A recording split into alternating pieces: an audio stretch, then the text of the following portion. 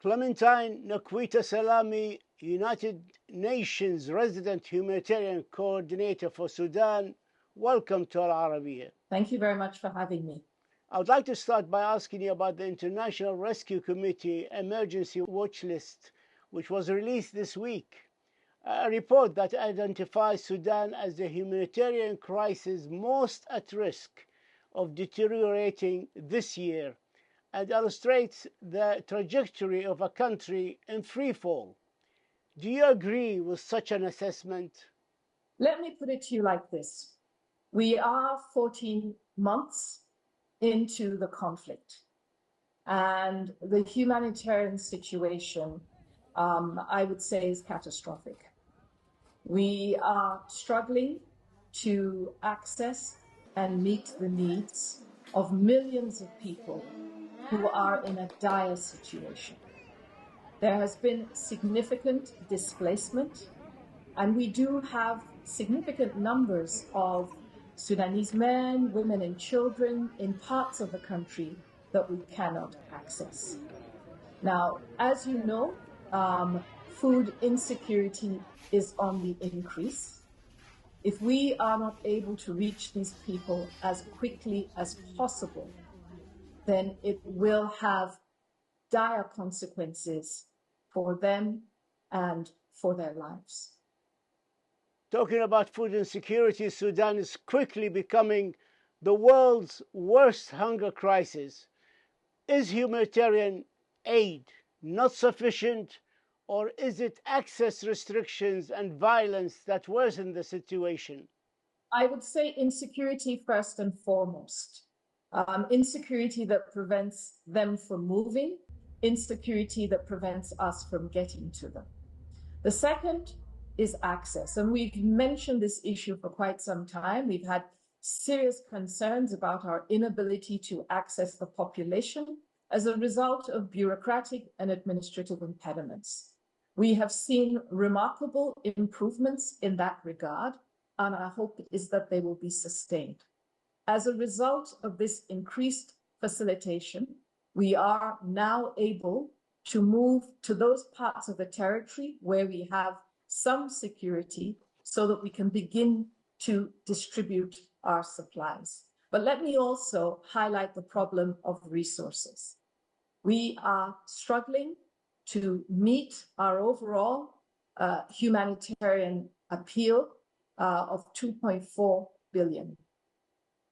Currently, the amount of money that we have received is about 16%, despite the pledges that were made early this year at the Paris conference. Yes, Sudan is in a very slippery slope, and we are in a race against the clock to move as quickly as possible to those areas that are not only hard to reach, but that we have classified as hotspot areas and areas that are in a critical need of assistance. For this to happen, we would need to have the cooperation of the SAF, of the RSF, and all other armed groups that continue to control parts of the territory. If I ask you, who is the main culprit blocking the aid to reach the hungry people? Is it the Sudanese army or is it the RSF? We've had problems with all actors at different periods of time.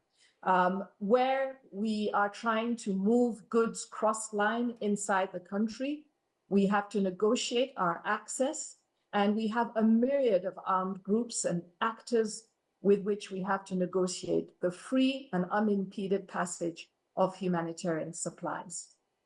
Bureaucratic and access impediments at some point in time, of course, prevented us from being able to move around and scale up. Presently, we have a serious ongoing conflict in Darfur, and we are facing impediments with the RSF to move our supplies in a speedy manner to the populations without any impediments. Now, clearly, the situation in Darfur is such that we are unable to move in. But we hope that once a ceasefire is achieved, a local ceasefire, none of the parties will block us, and that all of them will understand the absolute criticality of the situation and allow us to move our goods in an unimpeded manner. This is what they have stated that they will do, and we will hold them to this commitment. You just said that you have impediments to full and rapid humanitarian access from all parties.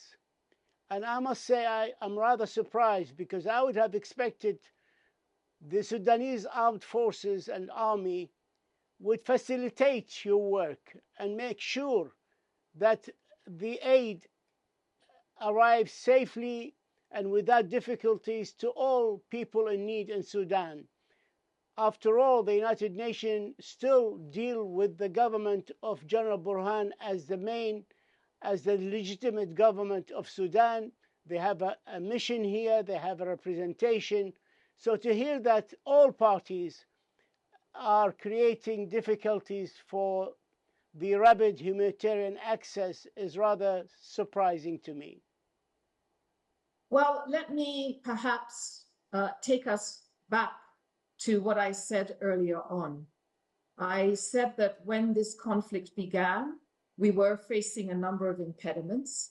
I did also say that the SAF authorities are fully facilitating our work to access the populations as quickly and as comprehensively as possible. That is the situation that prevails today. It has changed remarkably from when this conflict started. But also bear in mind that they are able to facilitate the movement and our work in areas in which they control. Where we are trying to reach areas that they do not control, then we have to negotiate with the other armed actors that have control of that area. So there is no uniform picture in terms of access, in terms of impediments here in Sudan today. But let me also go back to what I said earlier. I said that our appeal to all parties is to open up all cross-border and facilitate all cross-line movements.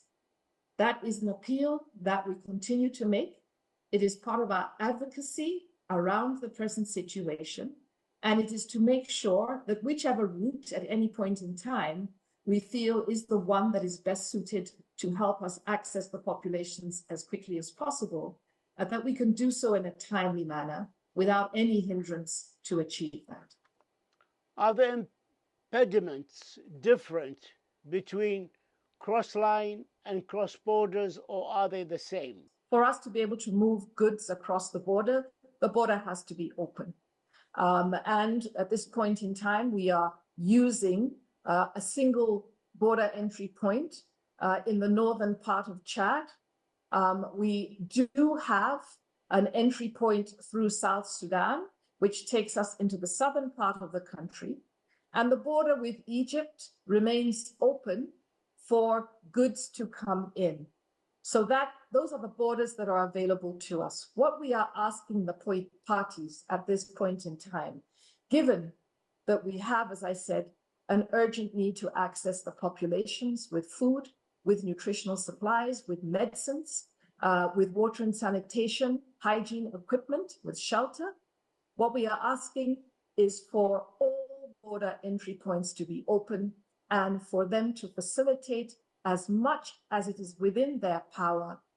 If the warring parties and the different and varied armed groups fail to facilitate humanitarian access for the aid to reach the needy, is there anything the Security Council can do, for example, authorizing aid to enter from neighboring countries?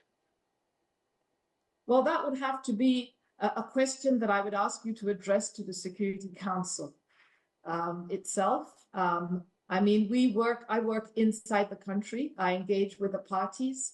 I prevail upon them that these people are casualties of the conflict, and casualties not only in terms of loss of life, but also they are paying the highest tall. They are civilians. We have children, we have women. Children don't go to war. They unfortunately have to bear the brunt of the war. And in this case, in Sudan today, I think the price is far too high. In 1 year, the crisis in Sudan has forced around 9 million people to relocate within the country, including 4 million children, as you just mentioned. Where do the families go inside Sudan? Where is it safe inside Sudan? You know, the choice to flee is an individual choice. So I cannot in any way tell you where they go. I can tell you that throughout the territory, we have certain locations where we have high numbers of displaced people. Some of them remain close to their villages. Some of them move into existing IDP camps, and many also move into host communities. And I would say one of the remarkable features of this particular Sudanese crisis is the level of hospitality of the Sudanese people themselves in hosting perfect strangers in their homes, sharing the little they have, and giving them shelter until such time as these people can either stand on their own 2 feet or return back to their places of origin. There are millions of people living within host families. And in my career as a humanitarian, I've never seen this level of support, this level of camaraderie, and this level really of sheer hospitality towards the plight of their fellow brothers, sisters, children, and so on. You touched on children. I would just like to add a point that UNICEF said that this displacement of children represent the largest displacement of children worldwide, which is a sad, sad statement. I'd like to move here now to the health situation. Over 80% of hospitals and clinics are no longer operational in some of the hardest hit areas by the conflict, severely affecting access to vital medical care and services. In Gaza, field hospitals were set up in a similar situation. Can that be applied in Sudan? In Sudan, I think since this conflict began, we have seen, I would say across the board throughout the country, non-adherence to international humanitarian principles, whereby civilian objects, civilian infrastructure, schools, hospitals, water facilities, energy facilities should not be targets. As a result, and as you rightly say, a lot of the hospitals and medical facilities have been destroyed. Where we have access, where we have the ability to establish presence, we will ensure that the populations get the medical support they require. As a UN, we are presently trying to expand our presence throughout the territory, security permitting. We want to get closer to the populations. We want to get as close to them as possible so that we can provide them with the assistance they need, but also we can provide them with protection, because our mere presence in those areas provides them with protection. And I think once we are able to roll out our presence, we will, with WHO and other NGO partners who have medical assistance as their main focus, we will begin to support them. Whether that means building makeshift hospitals, whether that means using existing facilities, or whether that means trying to work from those facilities that perhaps have not been completely destroyed. It's when we get there that we will make an assessment and see what is best for them. But before I conclude, let me just say there are NGOs, MSF in particular, that are still working in many of these hospitals. Particularly in Darfur, MSF is present, and they're trying to support the local medical teams, the Sudanese medical teams who have remained in those locations, trying to support their fellow Sudanese. In Port Sudan, where you are now, and we are talking with you in Port Sudan on the Red Sea, It has now a total of about 112 refugee centers, each accommodating between 200 and 300 people. How are facilities in Port Sudan for refugees, and what is the forecast? How long provisions can be provided? Well, most of the facilities that are presently being used are for the displaced. There are a few refugees from South Sudan and other countries with them who fled Khartoum as well, but the vast majority are Sudanese displaced, mainly from Khartoum. I was there very recently, and I met some who are displaced from as far away as the Darfurs. Now, these are public facilities. Many of them are schools. They're not purpose-built for long-term occupation. So the situation, the conditions in them are very, very poor. And we need to work together as humanitarian actors to see the extent to which we can improve the quality of assistance we provide and the extent to which we can in some way improve these facilities so that they can continue to accommodate the displaced. But let me also say that many of these facilities are schools. And you mentioned the high number of displaced children in Sudan. We presently have 18 million children out of formal education.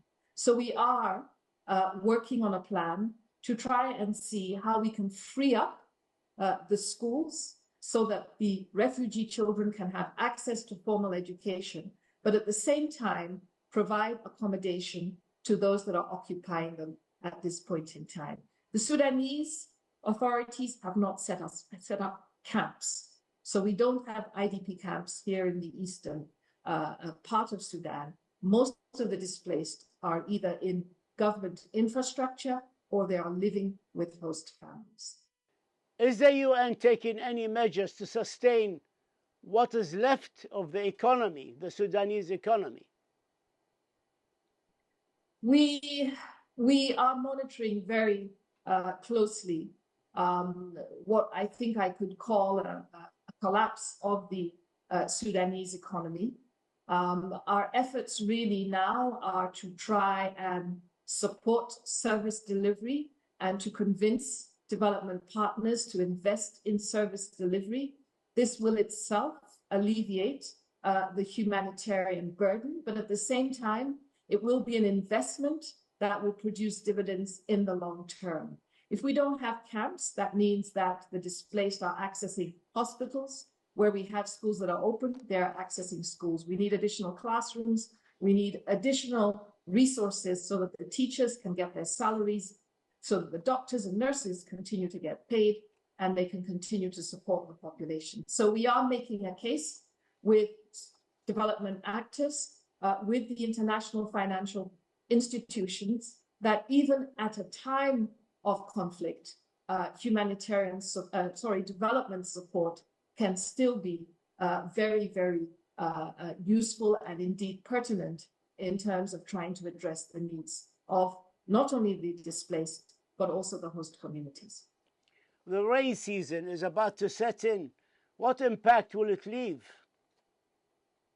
Well, we are in a race against the clock.